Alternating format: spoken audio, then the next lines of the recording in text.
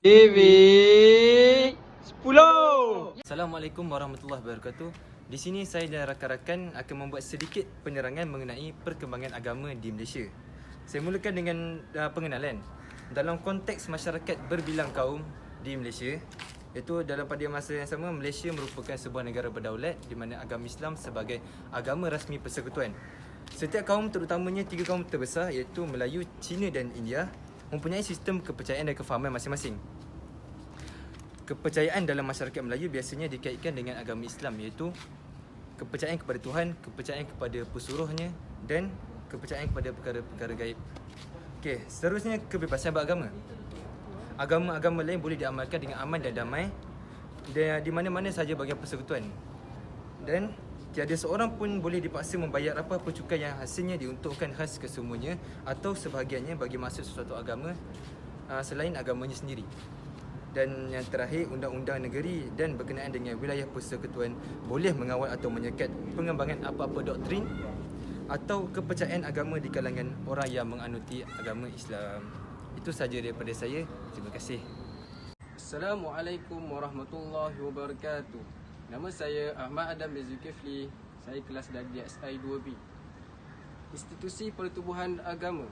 Sikap saling bekerjasama penduduk negara ini sama ada sesama atau berlainan agama direalisasikan melalui institusi dan pertubuhan tertentu.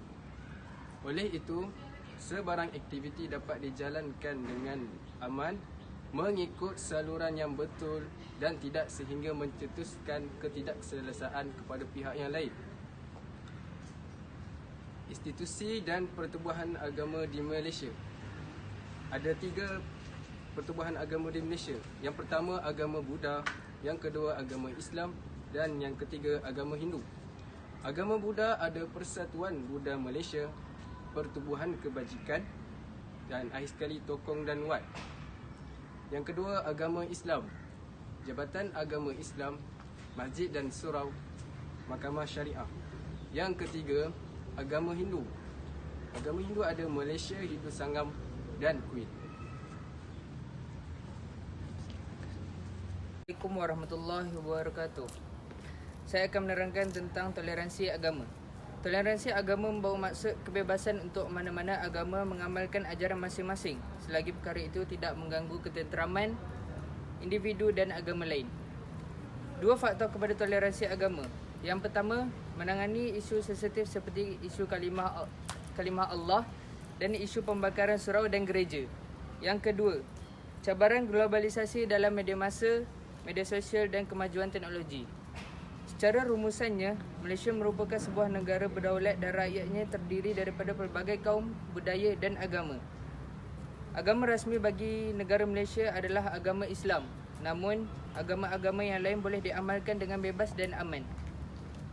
Di Malaysia, hidup dalam kepelbagaian masyarakat dan kaum memerlukan kepercayaan dan kefahaman di antara satu sama lain untuk mewujudkan keharmonian dalam negara, di samping menjamin keamanan semua penganut agama.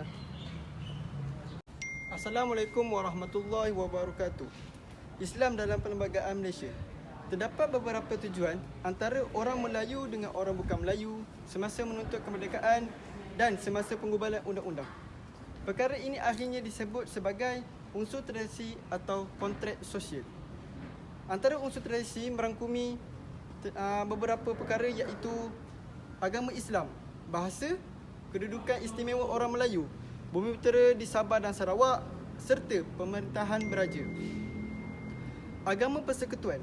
Islam ialah agama bagi persekutuan, tetapi agama-agama lain boleh diamalkan dengan secara aman dan damai.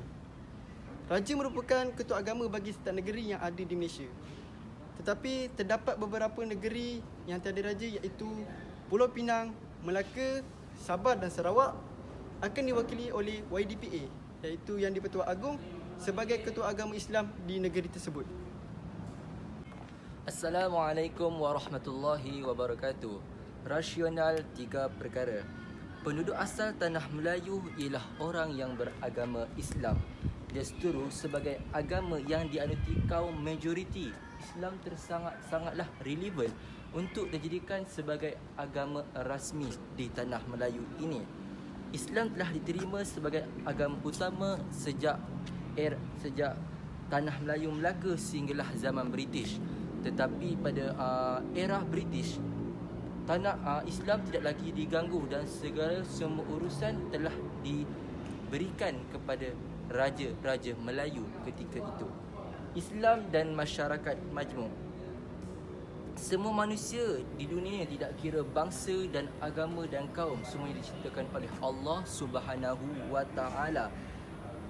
Masyarakat berbilang bangsa dan kaum dalam Islam dapat dilihat dalam firman Allah Subhanahu wa taala yang bermaksud, wahai manusia, sesungguhnya kami menciptakan kamu dari lelaki dan perempuan dan menjadikan kamu berbangsa-bangsa dan bersuku-suku supaya kamu dapat mengenali antara satu sama lain. Dan orang yang paling mulia di antara kamu di sisi Allah Subhanahu wa taala, orang yang paling bertakwa kepada Allah. Sesungguhnya Allah Maha mengetahui lagi Maha mendengar.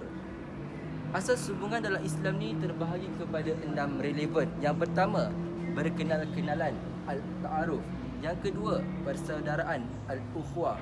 Yang ketiga, berkasih sayang, al-mahabbah.